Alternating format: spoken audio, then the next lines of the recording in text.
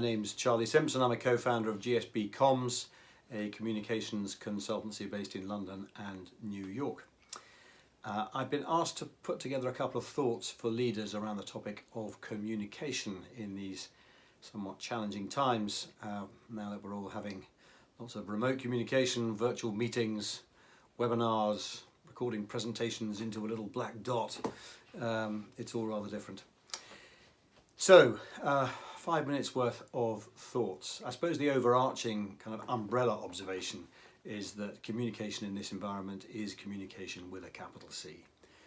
It's incredibly important, obviously very unsettling times, and really communication is a hugely important part of leadership, I would argue, at this time. So I suppose I would pick out perhaps 3 words: connection, compassion and clarity. Let me take those in turn. Connection. 2 questions here: the quality of connection and the quantity of connection. The quality of connection, of course, is all about that word relationship. You don't need me to tell you that the importance of being able to build and retain trust in circumstances like this, having people feeling like they really belong to the organisation, they feel safe, and then to go on and inspire and motivate people in an environment like this. The quality of your relationship is going to be absolutely fundamental. So what's the problem? Well, the problem is that we tend to exaggerate the depth of our relationships. It's all too easy to say, yeah, I've got a really strong relationship with so-and-so, when actually a few questions will demonstrate that perhaps that relationship isn't quite as strong as you think it is. So it's really, really important to put your key relationships in for a service. Do a spell check on them. How much do I really understand about this person and what makes them tick? Because it's absolutely vital. And by the way, the tide flows in both directions. How much do they know about you? Are you the kind of leader that is prepared to open up and be appropriately vulnerable in that regard? The quantity of connection is important too. Frankly, it's right now, lots of it is required. The only word of warning would be keep it short. I've already endured 1 or 2 incredibly long virtual meetings and they are exhausting. I would advocate little and often when it comes to connection in terms of how often. And of course, it's not just with individuals, keeping an eye out to make sure, is there anybody who may be falling through the cracks, anybody who may be getting isolated. It's then also the connectivity between the team. Compassion, number 2. The wonderful Maya Angelou used to say, they'll forget what you said, they'll forget what you did, they'll never forget how you made them feel. That could not be a more appropriate quote for these times.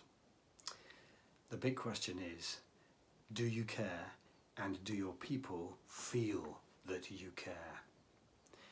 The number 1 skill for compassion that sits behind that word compassion is listening, empathetic listening. It's not solving their problems, it's simply giving them the biggest gift there is, or one of the biggest gifts there is, which is the gift of listening and understanding their perspective. I've coached many leaders over the years on this topic of listening. I always ask them, how many leaders have you had in the course of your career who you'd say, you know, they really got me, they understood me, and actually the way that they understood me really motivated me, and they did that because they listened to me, they got it, they got me. Very often the answer to that question is an extremely low number, and a lot of the time it's a round number. So, compassion, empathetic listening at this time could not be more important. Which brings us to number 3, clarity. The obvious kind of overriding observation here is that when we are remote from each other, it's so easy to miss. We don't realise just how much we miss all those little unconscious signals that make things clearer when we're actually face to face. You have to be incredibly clear when you're structuring your content. Make sure that whether it's problem, solution, benefit, past, present, future, whatever it may be, what, why, how, outcome. Just really be as clear as you possibly can be. Nobody's going to accuse you of being too clear. A couple of things to really focus on. Focus on the why. When we're remote from each other, there's a lot of self-discipline that needs to go on. There's a lot of stresses and strains. If I'm just being told what to do and how to do it, it can be quite demotivating. The magic's in the why. Focus on the why. What is the underlying motivation that benefits all of us, not just the leadership? But what is the why? Make sure that's being articulated really clearly as often as possible. Second point would be transparency.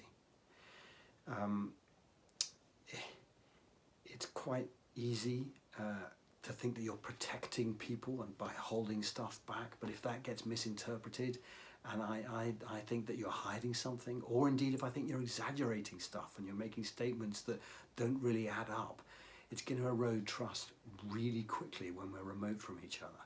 So just be transparent about what you know, what you don't know, and what you're working on. And then finally, check in. In all these virtual meetings, keep checking in. After the meeting, check in. It's so easy for stuff to get misinterpreted and misunderstood. So just keep checking in with people. Have I got that? Is that clear? Is everybody on board? Whatever it may be. So that's it. I've whittled on for long enough. Tough times. Go well and keep communicating. Thanks. Bye.